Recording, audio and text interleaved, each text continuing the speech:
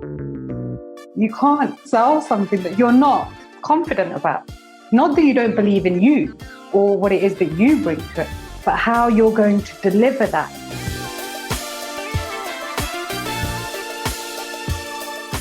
Hey there, this is Patrice Washington from patricewashington.com, where we chase purpose, not money. Welcome back to another episode of Redefining Wealth. If you are brand new here, here's what you need to know. We are a community of purpose chasers, and we believe in the original 12th century definition of wealth, which says it's all about the condition of well-being. It's not so much about just money and material possessions as the world would have you believe. And so each and every week, we seek to unpack what that really looks like by using our 6 pillars of wealth. If you want to know more about those, head to patricewashington.com/start here. patricewashington.com/start here. You get access to a free audio training that breaks down the 6 pillars of wealth, and it even has a mini assessment so that you can figure out what pillar you need to start with in order to start to improve your finances from the inside out.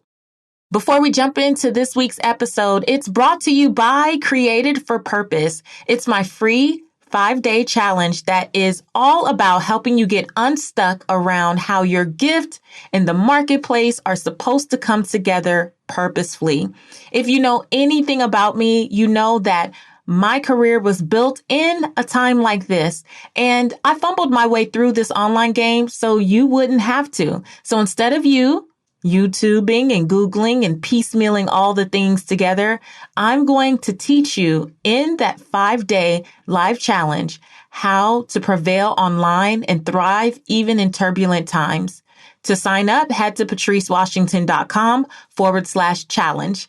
Again, that's patricewashington.com/challenge. We begin on December 7th, and I want you to be there because I believe you were created for purpose, with purpose, on purpose. So let's do this. All right, welcome back to day 3 of this magnificent series. If you are brand new here, you're in for a treat. We are doing back-to-back episodes, continuing to highlight the magnificent women entrepreneurs from my program Purpose to Platform, because it's National Entrepreneurship Day in the US, but we just went ahead and made it a week because we can do that, right? So I'm really excited to share this woman who is an international phenom. Love her so much, and her story is incredible. If you have ever struggled with any level of mental illness and felt like it would keep you from your purpose, Gurpreet's story is going to be, hopefully, such an example of what's possible. Such an example of what's possible. I don't even want to delay. Let's just jump in. Gurpreet is a mindset transformation coach from Northern Ireland who is on a mission to help others feel happier, more confident, and in control in a world that seems ever more chaotic and filled with fear. Diagnosed with depression at 19, Gurpreet found herself riddled with sadness and guilt as the years went by. Even though she had married the love of her life, it didn't magically change anything for her like she thought it would. Didn't erase the pain, fix her other relationships, or suddenly make her feel like she was good enough, pretty enough, or worthy enough. She had a divine interruption in 2015, which you'll hear about, and that took her on a journey of studying and learning to forgive and have compassion for herself and others. Today, Gurpreet Kaur is an international speaker described by her clients as an inspirational and life-changing presence. Without further ado, here's my girl, Gurpreet Kaur.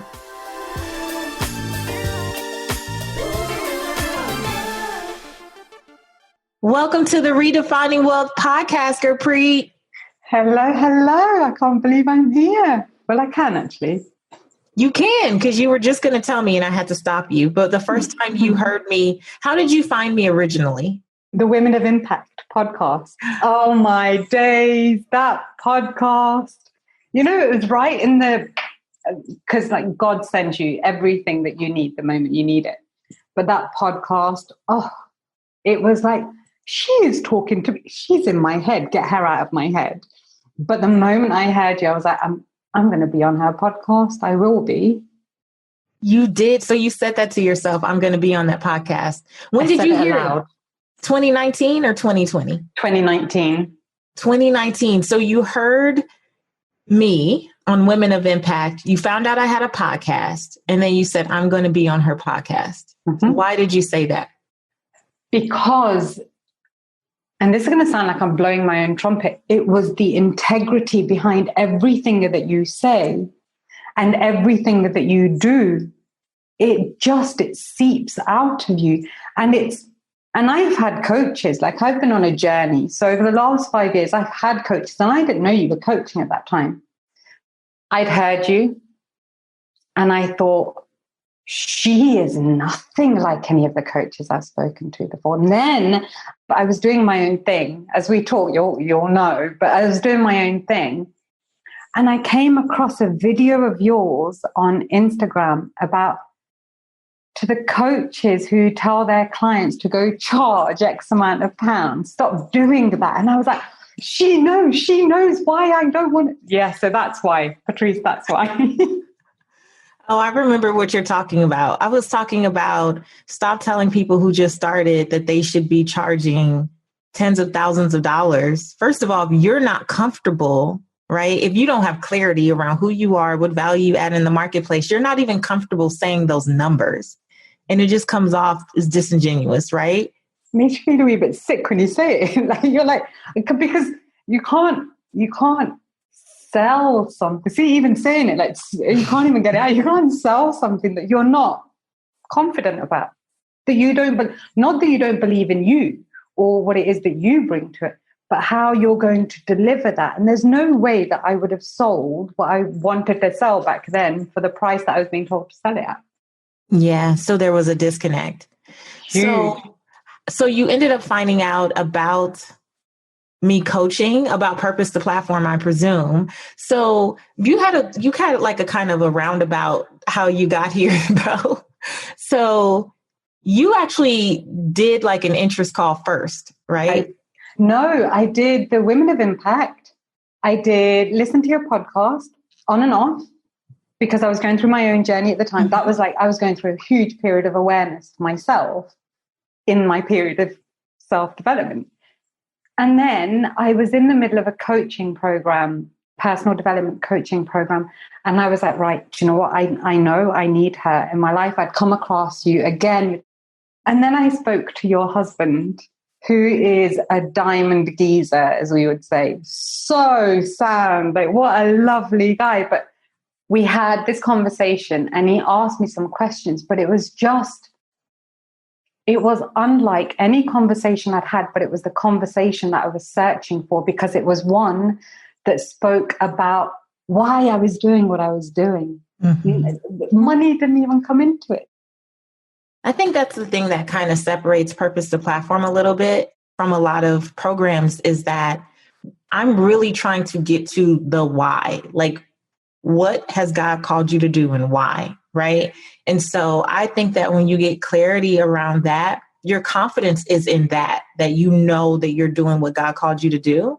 And then the other things can be built upon. That's why it's Purpose to Platform. And I think a lot of people come into things wanting to hurry up and monetize. And we're just a bit more like, we're a little slower. I'm not going to lie. This is not a program that's for people who are trying to like make six figures overnight. This is to get you crystal clear about what you've been purposed to do and build your confidence so you can own it.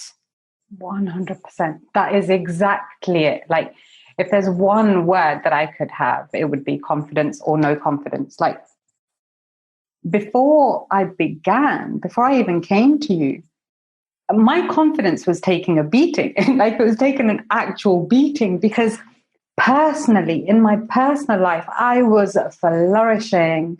And I was making an impact to all my people. Wherever I went, they were like, oh my God, you're amazing. Why are you not doing this? But professionally, I just kept stumbling. And I wouldn't go back and change any of that because that was where you build your core strength and it's the diversions until you get to where you need to get to. Completely okay with it. However, at the time, it was like someone was punching me in the gut every day. Like it was unpleasant. So what has been the thing you wanted to do? So you had a stumbling block, you were getting a little beat up in the confidence area about launching it, but what was the thing that you wanted to launch? I really wanted to launch 2 courses. I really wanted to launch courses that helped people get out of the darkest space that one person can get into. I've been there. I've been in that space, and I never wanted anyone else to feel like that. And when I was talking to my people, or anyone I ever came into contact with, I was able to have that in, but for whatever reason, I could not translate that into a business because I wasn't able to think of it as a business for whatever reason. Yeah, we experience that a lot. And I see it and I hear it a lot where when you feel, especially when you've been delivered from something and you just want to help people, right? It's ministry. Mm-hmm. And so Indeed. Once it becomes ministry, people are like, how does that translate to the marketplace? Like, I can do it all day. I can do it in my sleep, but I don't feel comfortable saying with this price tag. Is that where you were? Mm-hmm. It was. And it was 5 years ago, I gave up antidepressants after 15 years. I was diagnosed with depression at 18. And by the time I was 31, I'd had 5 miscarriages and a hysterectomy. I opted to have a hysterectomy at the age of 31. And when I had the hysterectomy, they didn't tell me that alongside already being in the most depressed state I was in, that I was going to have a hormonal mental breakdown. Like, they did not tell me this. And I swear from I want to say month 5 or 6 after my hysterectomy, though pain physically, I wasn't having any pain. Mentally, I was in the worst space ever. And I say this so often, but I was fighting to live a life that I didn't want to live. And I think especially now in today's world where like suicides in today's world, right now, in the state that we're in right now in the world, suicides are up. People are in that space because they're terrified of that incessant chatter that they've got going on inside, and it's keeping them up at night, and they're terrified when they're asleep because they know they're going to wake up with anxiety. They know that. And they know they're going to have to wake up the following day and do the same thing all over again. They're going to screw up at work. They're going to get told off. They're going to argue with their partners and their families. It's the darkest space you can be in. And to not be able to get out of that, not knowing that you can get out of that, that's what I mean by turbulent. I mean that you're lost and you're scared and you're begging for something. And it really is a moment. It really is a come to God moment. And you're like, oh my, okay, I give it all over to you. Wow. So what was that moment for you? How did you determine 5 years ago that enough was enough? What had happened was that year, my doctor had said to me that we need to change your antidepressants. And I said, I know now it was my intuition. I know now it was God speaking, but just the moment he said it, I was like, no more pills. I came home and I spoke to my husband. We'd kind of toyed with the idea before, but that night I came home and I said, I want to go away for a couple of months. And he said, go to America for a couple of months. My grandparents live out in America. So I went to America for 2 months. And actually, I was in Pasadena with my beautiful cousin, Pasadena, beautiful That's part of the where world. I lived. It's so beautiful there. I've heard you say it before. And we went to a beautiful restaurant and we were sitting there. And she added me to the text group at the end of the evening. And they were saying all this lovely stuff about me. And, imposter syndrome. This was imposter syndrome on speed. It was like, I was just like, do they not know who I am? Do they not know that I want to kill myself? Do they not know how sad I am? And I realized that depression wasn't going to take a holiday just because I had. So I had decided, and that was in 2015, I decided to end my life that year. And I have the most beautiful man in my life. I have a man that for 15 years told me he loved me. And I told him, no, he didn't. No, you don't, because nobody loves me like I love them. And anyway, I wanted to make sure that he didn't have too much to deal with when I eventually ended my existence. And I came home, and I remember it so vividly. Upstairs in my room, I wrote him a letter at my desk, and I put it in my desk drawer. And I actually flew home because I live in Ireland now, and my family live in England, which is across the water. And I flew over to see my family for what I had thought in my head was the last time. And I was sitting in the car. My brother, for the first time, my younger brother, who I adore, came to pick me up. He hadn't picked me up in 8 years, and he picked me up, and just something said, tell him what you feel.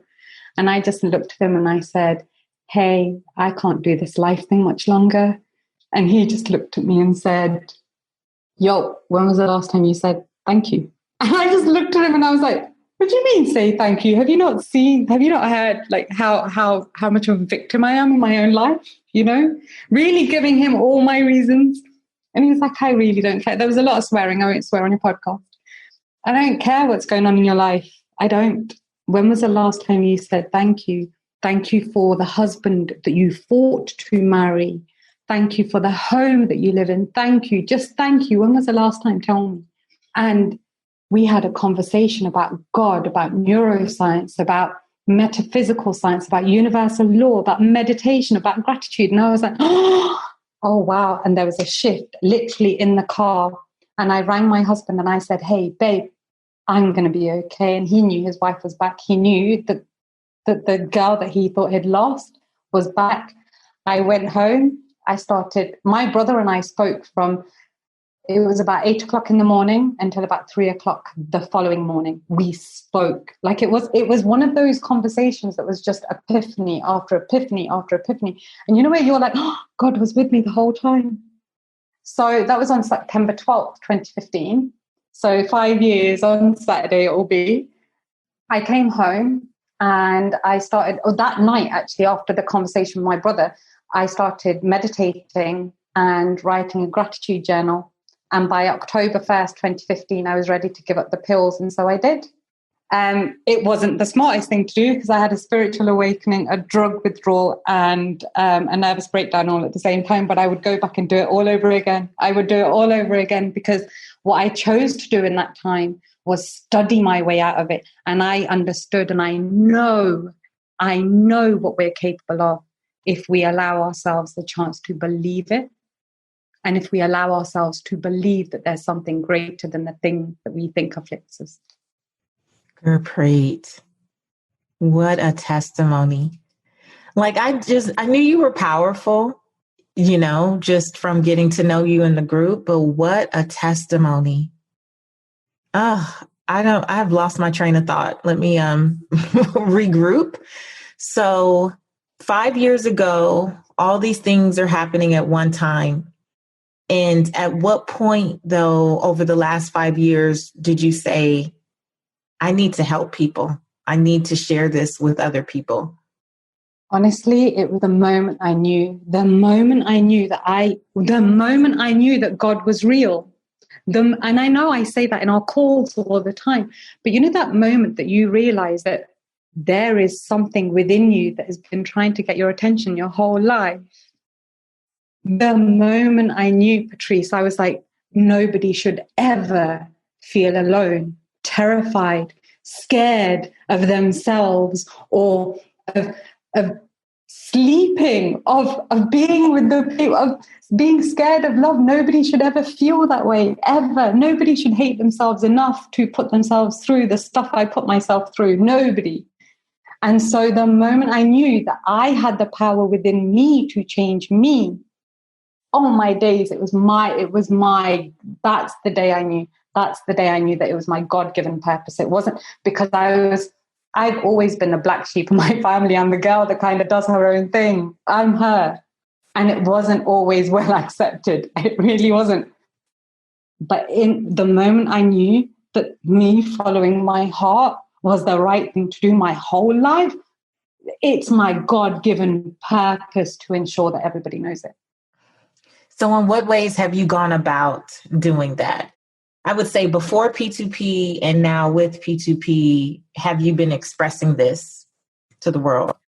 So I'm really vocal now on Instagram. I've been way more vocal on Instagram. I think of it as like a journaling process. So from that is coming a podcast as well on the 12th of September, 5 years after I decided to not end my life. So I'm doing that.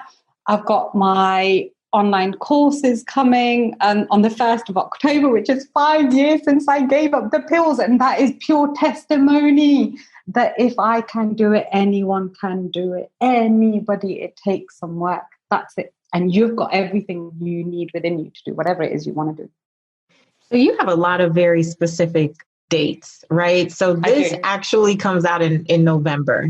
But to look back, I just really think that there's so much significance there. So 5 years to the date for the podcast, and then 5 years to the date for when you launched the program.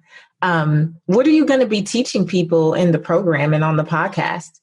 If I rewind a little bit, I used to wake up every morning and say, I'm so sad. I don't want to start my day like this. I don't want to feel like this.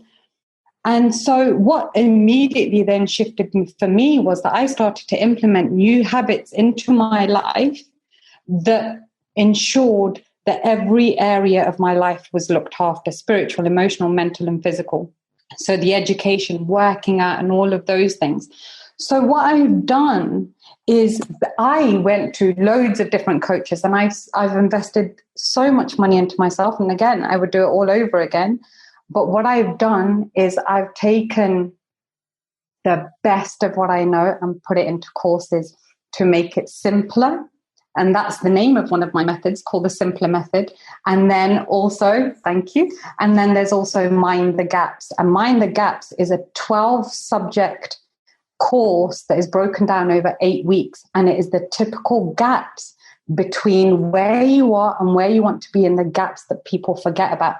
And actually, when I told Gerald about that course, he was like, wow. And so, and he even mentioned it in the email he sent me back. He was like, that is going to be a very good course. So, and it is very clever. Like, if I just tell you, the GAPS of GAPS is actually an acronym for 3 subjects in each of the areas. And it's so clever. So there's gratitude, there's growth, and there's goals. And then there's attitude, awareness, and aligned action. There's perspective, persistence, and programs. And then there's self-image, self-speak, and surrender. I love it. So why now? So I know it's the 5-year anniversary of so many things that have shifted in your life, but why now, and why was P2P so instrumental in helping?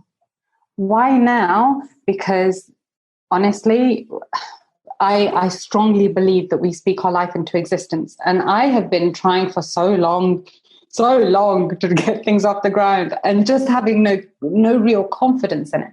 But when I began this journey, Patrice, on the 1st of October 2015, I said to my husband, baby, give me 5 years and I will have a business ready. And it's literally to the day. We couldn't have planned these dates when I joined P2P.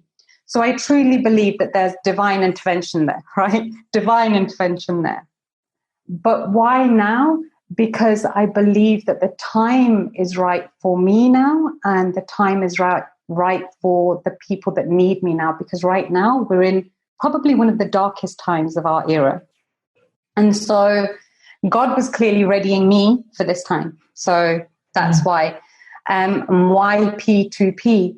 Because honestly, I was so sick and tired of going to, and this is no disrespect to anyone, but money isn't my main objective. I understand I need money to eat, and I'm going to earn good money for the things that I want to do. I'm going to earn good money to do the things I want to do. But money wasn't where I wanted to begin, because that's not where I began in the first place. It was always the purpose. It was always why I want to do the thing. I want to help people that are afflicted by what's going on today. That's what I wanted to do. And what P2P allowed me was, P2P took away the isolation of entrepreneurship. No one tells you about that. No one tells you about the mindset that you need to be an entrepreneur. No one tells you that you need community and you need to be able to bounce off ideas and know that people aren't going to steal your ideas. They're actually going to encourage you. They're going to say to you, sis, this doesn't quite work. You need to do this. Or they're going to say to you, sis, this is amazing. Do more of this. We need that. We need to lift each other up and we need to be able to be vulnerable. One of the biggest things that I found was as I grew as a coach, as somebody, like I'm very self-aware, but as I grew into this awareness, I found that I was actually finding it harder to be vulnerable because people were expecting me to have it together all the time. But in my business, I can't have it together all the time. I've never done this before. So I had to speak to people that I'd taken myself so far, just like when I began my personal development journey, I'd taken myself only as far as the YouTube books, the YouTube videos and the books and all of that was going to take me. And then I needed to get a coach. Then I needed to get an education. So I did. And just like that with my business, I had taken myself as far as I could and been disappointed in as much as I was prepared to take and then joined P2P. That's the platform. So one of the things that I love from you in watching the journey is the number of people that would DM you as you started to do the challenges that we give in P2P and really put yourself out there. What's one of the most memorable pieces of feedback you've gotten from someone who heard or read something that you put out there? So when I initially began this, and if you remember, it chokes me up even now when I think about it. But if you go back to somewhere in this interview, I said that you get to a point where you're fighting to live a life that you don't want to live. And somebody messaged me to say that I helped her save her life. And so for me, that's already worth it. That's already worth it. Because I remember when I sent that email to someone, when I sent someone a message to say, hey, your message caught me right in time. Yeah, I know, girl. I know. This is why I always talk about too, though, that for me, the blessing about what I've built is the fulfillment I get from helping other people. Those DMs, those emails, people stopping me somewhere, that never gets old. And not because of ego, because of the warm and fuzzies, the just knowing that you made a difference and that you had impact and influence, and that you could take some of your pain, some of your darkest moments and use it. I think what the enemy meant for evil, meant for harm, the things that were meant to take you out, the fact that I can reflect back on those things and use that language to help other people feel seen and heard and know that they're not alone and that I've been there and that if I could overcome, they could too. Mm-hmm. That's what this is. And that transcends money. Money is the natural byproduct. And I'm very grateful, right, for the financial blessings that I've experienced. But what I'm more enamored with, I would say, is the fulfillment, the just knowing that, man, I did something that was just not for me. It was to bless people that I may never meet. Like you're in Ireland and I'm really hoping that we will meet in person. Yes, we will. Yes, we will. Either you're coming here or I'm coming to you. One of those two things is happening. I've seen it already and I've asked God. Okay, good. So it's already confirmed, right? But, you know, there may be people that you never meet. They may never see another post from you. They may never exchange any money with you. That may never happen. But to know that you left an imprint in that moment, man, that's what it's about. Can I tell you, and this will get you. So there was a moment in my journey where I knew that I wasn't meant to have kids for a reason. If I'd had kids, you and I wouldn't be speaking. I wouldn't have been on this journey. But I've always said that I want to go back to Punjab, where the founder of the Sikh faith comes from. And he has a line, conquer your mind and you'll conquer the world. Profound line. but I knew I wanted to build schools in Punjab. I knew I wanted to do that. And I knew I wanted to impact parents because I wanted parents to be able to impact their kids. And last week, just as we were on the call, I got a text from one of my clients to say that I have a drawing that I came up with. It's this, actually. So how you think, how you feel, and how you act. I had shown it to her in one of my courses. Her 6-year-old was drawing it for her friends and showing her friends how we work as individuals. So it's happening. The thing is happening. The impact is real. The impact is beyond me. It's beyond you. And it's bigger than us. It's bigger than us. Oh my gosh. And just the thought that, it transcends generations, that the 6-year-old could pick up on the bigger message, right? And that's what I was sharing with one of your P2P sisters. We were talking and I was like, the joy that I get is from understanding the ripple effect. So it's one thing to help Gurpreet or Vernell or Megan or, that's one thing. But because I know you guys are going to go on and continue to sow such good seeds, right, out there, and then those people will be blessed. And what will they go do, right? The person who doesn't take their life and discovers their purpose and begins to want to give back in that same way, what will they go do? Who will they impact? Who they'll impact, they will never know my name. They may never know this whole lineage, right? No. And I don't even care. I don't care if they ever know my name. I feel like just my responsibility while I'm here is to share any and everything that I can and to push and encourage. And we push in P2P. You ensure it, and you've got coaches to ensure it as well. So we're good. There's plenty of pushing. There's a lot to be left behind. There's a lot of pushing. There's a lot of stretching. But it's like, we're not even just pushing for you. It's like Courage says, we like you today on the day that you enter P2P, but who we are really rooting for is the person you're going to be the day you leave. Mm-hmm. We're rooting for her, and we have to push and do what we do because we need her to really come to the surface. Absolutely. Absolutely. And it's never about the attaining of the goal. It's the person you become on your way. So even before I began P2P, I was being busy, and I found myself becoming distracted and procrastinating. And that's something I fought really hard to overcome. And then all of a sudden, P2P comes along and there's no procrastination. It's all intentional. There's no time to procrastinate. You ensure it. I know. We take over your lives for just 20 weeks.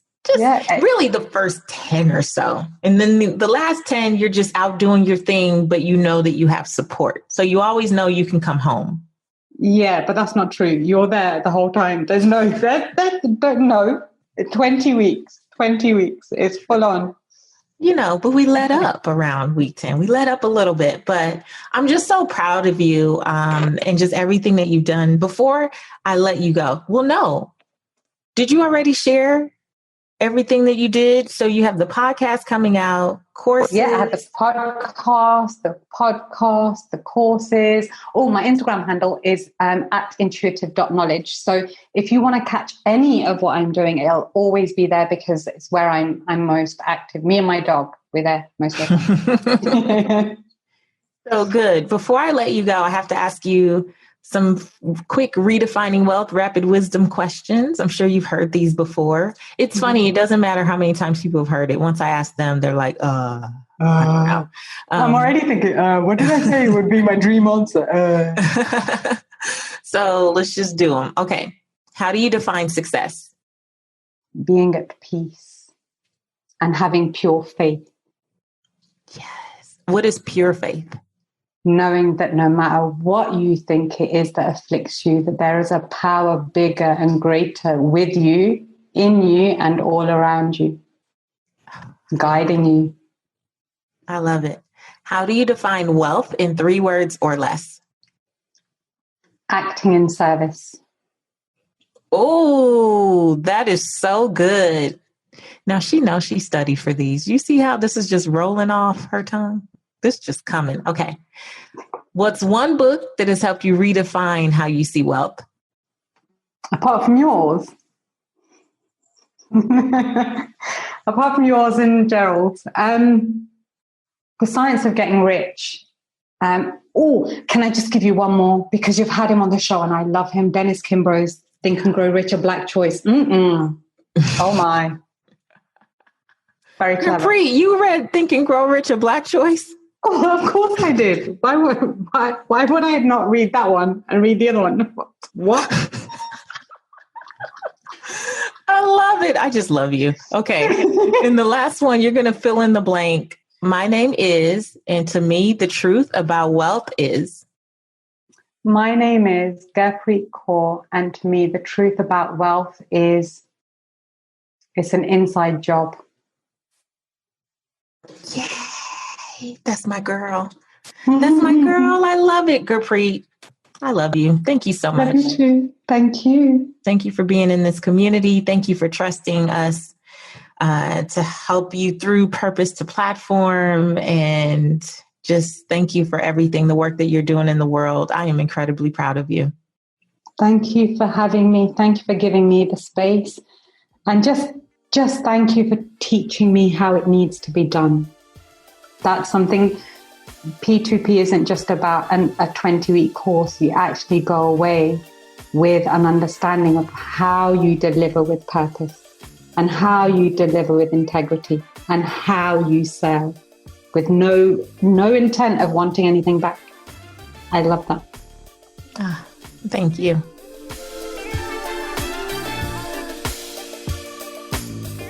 All right. What did you think?